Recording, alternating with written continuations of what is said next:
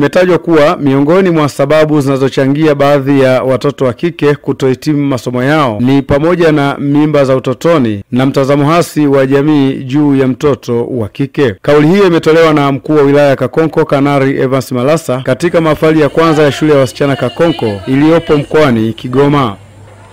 Sisi kama wazazi ni sawasawa na tembo. Hakuna tembo anayeshindwa na mkonga wake.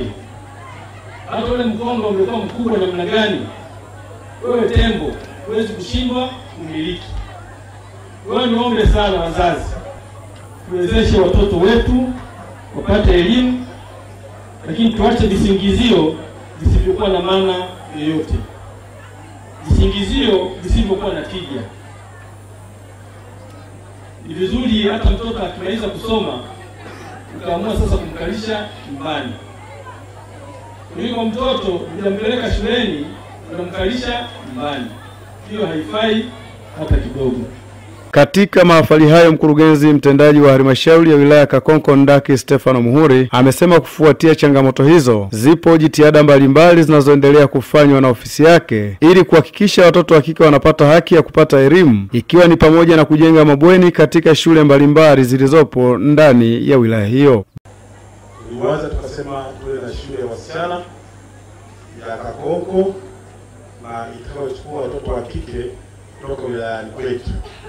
Na kama unakumbuka, tulianza na ile moja yetu, tukasema tuanza udahili kwa kuchukua wanafunzi bora 22 wanaomaliza form baada kutoka kwenda kwenye boarding schools.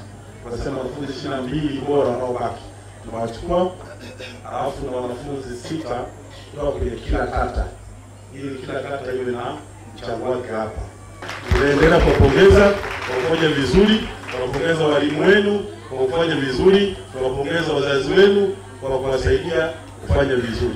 Mungu awabariki sana. Tunaomba watu wengine tuendelee kuiga mfano wenzetu, tuweke nguvu kwenye masomo. Baadhi ya watoto wa kike waliohitimu masomo yao ya kidato cha 4 katika shule ya sekondari ya wasichana Kakonko wameipongeza serikali ya awamu ya 6 inayoongozwa na Dr. Samia Suluhu Hassan kwa kuendelea kutatua changamoto zinazowakabili wasichana katika maeneo mbalimbali hapa nchini.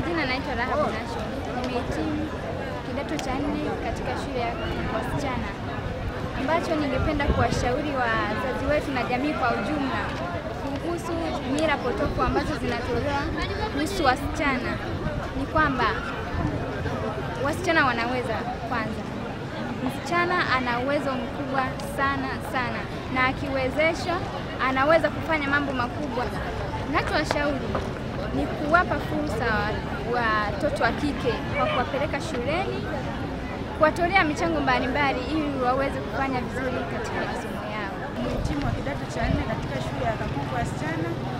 Kwa siku ya leo tumeweza kufanya mahafali ya kuhitimu kidato cha 4 ambapo tuko jumla ya wanafunzi 59. Tulianza tukiwa wanafunzi 64 lakini tumefanikiwa kuhitimu wanafunzi 59 katika shule hii. Moja kabisa, kuna changamoto mbalimbali ambazo zinawakumba watoto wa kike katika jamii ya leo. Moja kabisa ni fikra mbovu juu ya wazazi au juu ya jamii kuhusu watoto wa kike. Wanaonekana kwamba watoto wa kike ni dhaifu sana, hawapewi kipaumbele kutokana na walivyo. Kwa inaonekana ndani ya jamii yetu watoto wa kike hawapewi kipaumbele.